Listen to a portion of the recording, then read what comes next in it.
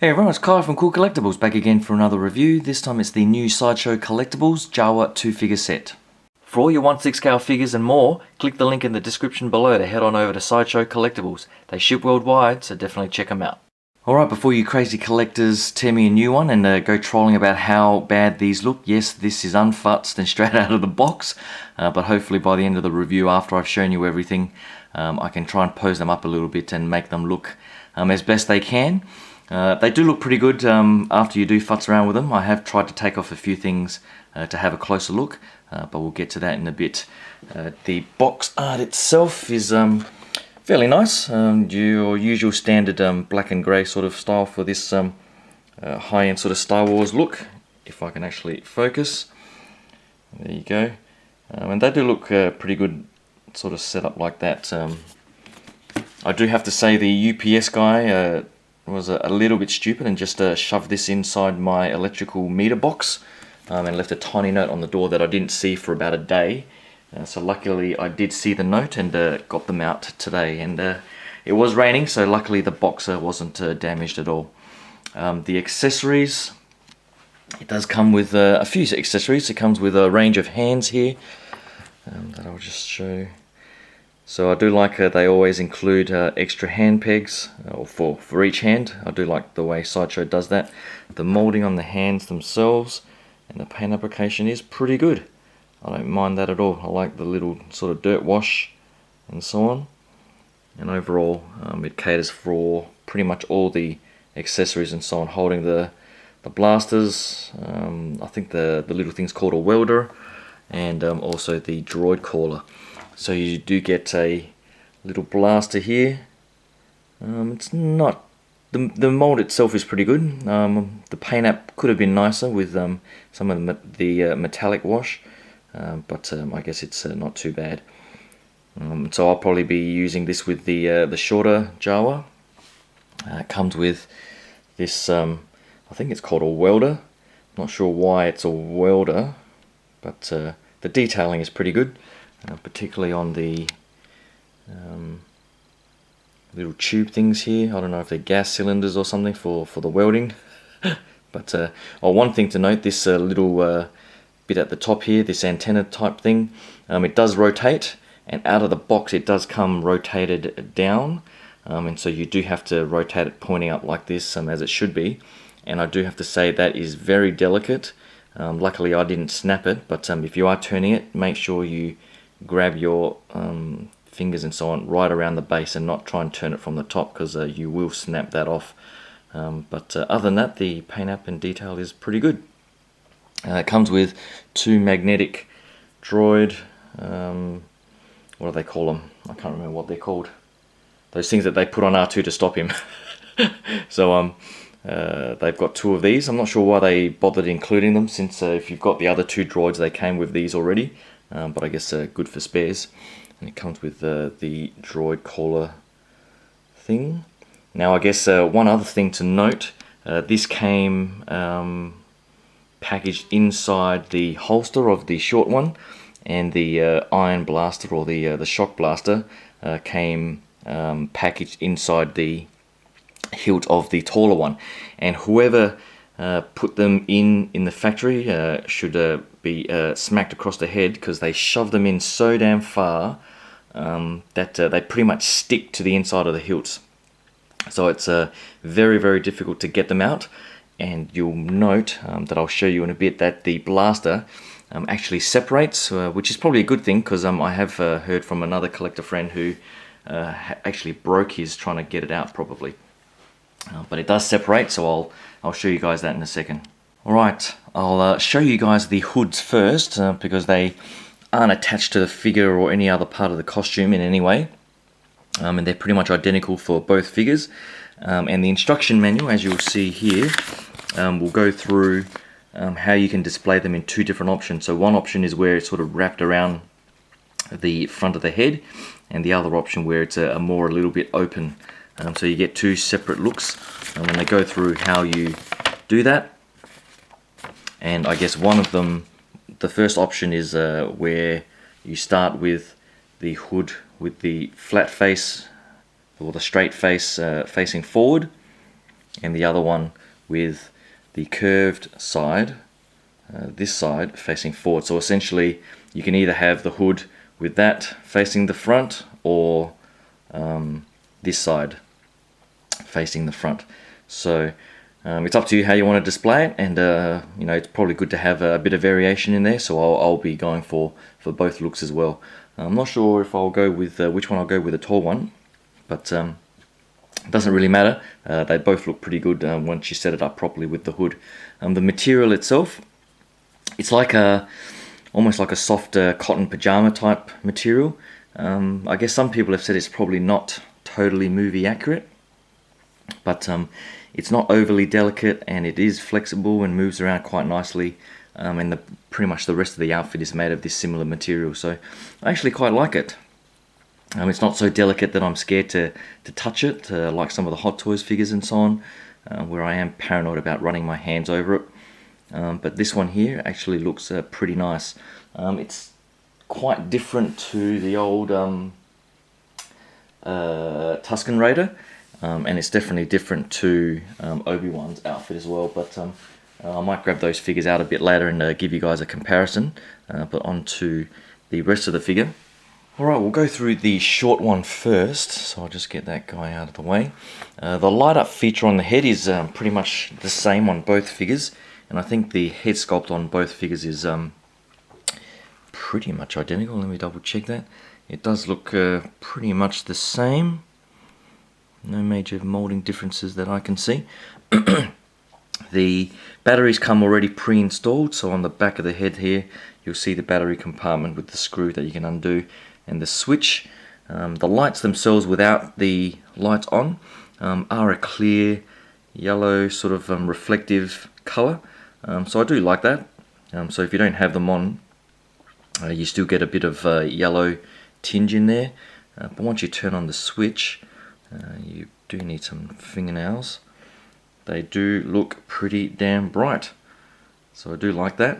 Some people have said the eyes look a little bit too big, but I don't mind them too much like that at all. So overall, it does look pretty good. Now, I've never really seen or known what the Jawas look like without their hoods on. I've got no idea if that's the accurate depiction of them in their alien sort of mode, but they do look pretty hilarious with just that sort of weird head sculpt there. But I'll just turn that off. The leather pouches are quite nicely done. I do like that fake leather look. The dirt wash and so on is quite detailed, so I don't mind that at all, and it's on par, I think, with the older work of the Tusken Raider. In fact, it's probably slightly better. I do like the leather look of the straps here, coming down to the nice gold buckles and so on. So it's all nicely done as it leads down into this hilt here. So this hilt here is where you're meant to put the Droid Collar. I don't know if it's going to be able to fit too well in there again after you pull it out. It's a very tight fit. So as I was saying before, you do need to take a bit of care trying to get it out from the packaging. It's also got this little hook here. Now, I thought that hook was for something similar to, I think, the Droid Collar that Luke might have, or one of the others where it's got a little hook, but these things don't have any hook, or there's no other accessories to place on there, so I'm not sure why they included that, but it might be for something else that I'm not aware of. But other than that, these straps are quite nicely done. The external outfit, as I was saying, is the same sort of material as the hood, so it's like a cotton, soft, flexible. It's almost like a onesie if you've got onesies. It's similar to that material. So some have said the patterning probably isn't too accurate, and it should be more of a I'm not sure how to describe it, more of a thin sort of linen type texture as opposed to a cotton texture. But I don't mind it. I think it sort of depicts their look good enough for this particular scale anyway. The undersuit, now I was planning on taking off the entire suit, but the head sculpt is pretty damn tight to take off, and I didn't want to risk pushing too hard on the body and breaking it. and then I saw this sort of strapping on the inner suit, and I will probably never be able to tie that again, so I'm not gonna I'm not gonna bother trying to take that off. But this inner suit is like a softer, more flexible, more sort of rubbery type material, if you want to call it that.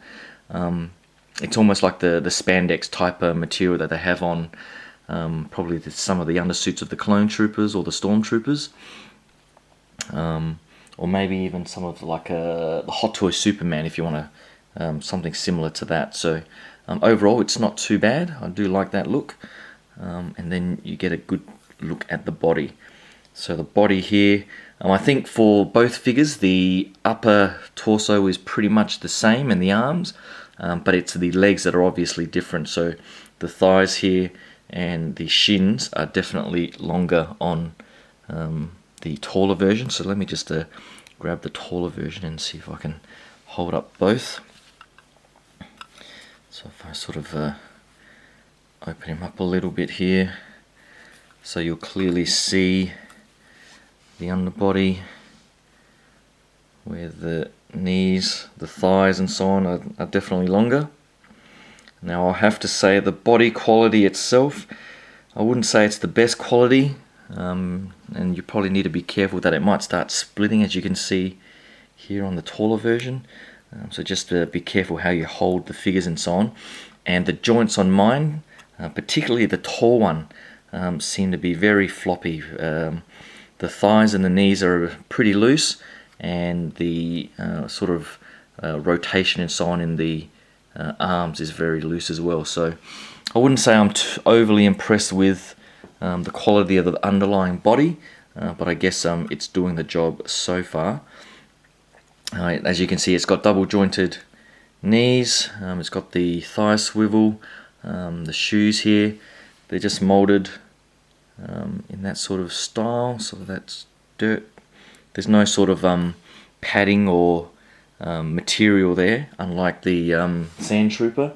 Their old, not Sand Trooper, their older Tusken Raider had actual fabric shoes and so on, so you know, there was a lot more attention to detail for that particular figure, I think, with their use of mixed media and so on. But these shoes themselves don't look too bad, and as you can see, they've got the peg hole for these little stands, and I guess with such floppy bodies, the stands are pretty much a must-have. I guess some people have complained that, you know, why didn't they have the sand texture on them, but I guess once you sort of put it on and pose it with the figure and all the gown and stuff is down, you don't really see much of the stand anyway. So I think it's really there just for stability rather than any sort of diorama benefit there. So that's pretty much the articulation in the body. In the lower half, the arms, mine all sort of came in or out of the packaging installed the wrong way, so just be careful where you bend them. And they do have double jointed elbows. They do feel quite delicate, so I wouldn't be pushing them too far, to be honest. And as I was saying before, the rotation in the bicep swivel is very loose. They do have a decent range of motion, as you would expect in this sort of figure. So you can rotate the arms forward and back, etc. So, and the sort of torso rocking motion is also pretty loose, as you can see there.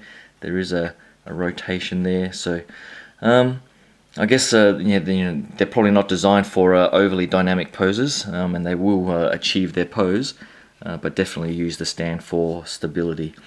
So that's pretty much the short one. I'll get onto the tall one. Alright, so the tall one here has variations in the pouches and straps around the shoulders there, and again the detailing is really, really nice. So I'm actually quite impressed with the way they've done the strapping. And continuing on from here, so I do love the gold buckles and the way the sort of where the texture, even this vest here is I think is quite nicely done. It's got the nice sort of stitching along the edges there, and all that sort of tumbled leather type texture, which is quite nice. The painful thing for me out of the box in the packaging was this shock blaster or iron blaster. as you can see, the hilt or the tip is actually quite large, and they shoved it all the way down to the bottom as far as it could go, and it pretty much wedged itself in there. So when you try and take it out, I'll just put him down for a second. When you take it out, you'll find that this tip here can actually disconnect. So if you sort of just rotate, that will come apart, and this is pretty much like a canister that you can just shove on the tip of it. So I'm not sure if it was just deliberately designed that way. So when I was trying to pull it out, essentially this part came out, and luckily I didn't snap it in any way where this snapped off, and it just sort of separated. So you can just put it back on like so. But getting this out, I had to get some tweezers in there and sort of try and wedge them in to get it to, you know, not stick to the sheath thing here, the holster, because the material here really sticks to the plastic here through shipping, and it was an absolute pain in the ass to try and get it out. But eventually I got it out without breaking anything, so I'm thank God for that. So the blaster itself is attached from this hose on the tip here. So the hose, it's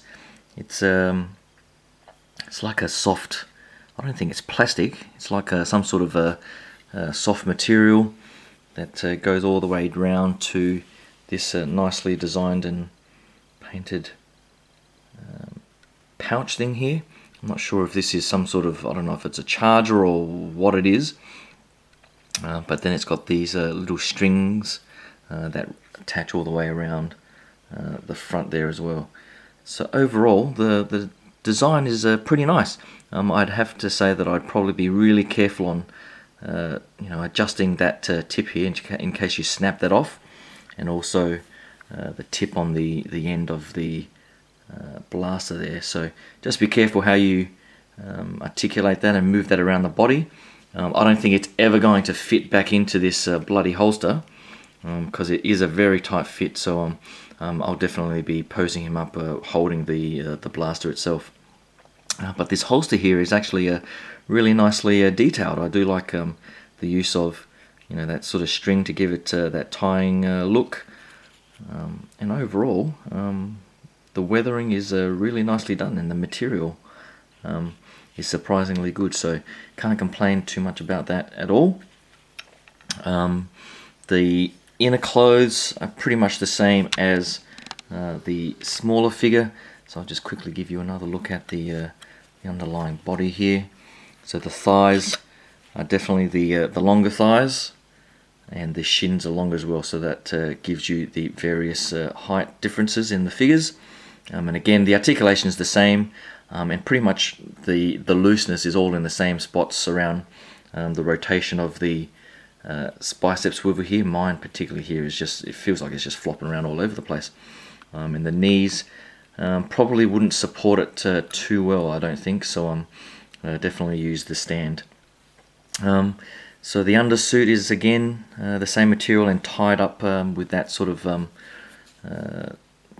string type material there, and then you get the over cloak, which is that sort of onesie material, which overall, as I was saying before, I don't mind that look at all.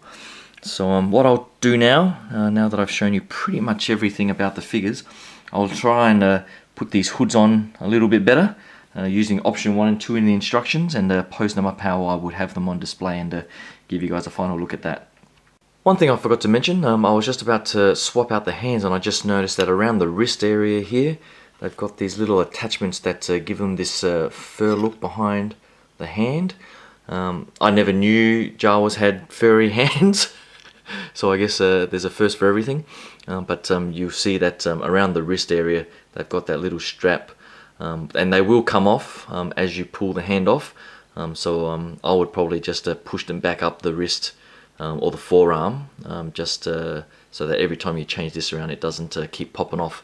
But overall, a nice bit of extra detail there by Sideshow. Alright, so here they are sort of set up. It's probably not the world's best futzing, but I've never been really good at posing up figures, to be honest. But these are probably good enough to be on my display anyway. So this one was the option one, where you sort of just start with the curved side and wrap it around, and this one is where you start with the straight side and curve it around. So I'm sure there's plenty of other collectors out there who can futz these better, but overall I think they do look pretty good, and it's all a matter of trying to get the hood to sort of sit right. So it probably will take a bit of patience to get that to be the way that you want it to be. One thing I forgot to mention previously was the weathering around the edges of the suit or the cloak here. It's very nicely done actually. You can see that there is a bit of dirt wash in there. It does feel a tad bit stiffer there, where I think they've tried to paint a few things on there for the dirt wash, and the sort of torn look around the hem there and around the edges of the sleeves is also very nicely done. So overall I'm pretty happy with the figures. The worst thing I would have to say is probably the body. The body does feel very delicate and not of that higher quality, to be honest. For example, as I was trying to bend the elbow here to just hold it like that, or to try and rest it against his shoulder, the actual elbow forearm pieces just it didn't snap off, thankfully, but it just came loose, so I had to roll up the whole sleeve and try and peg it back in there. So overall, just be careful on how you articulate the figures.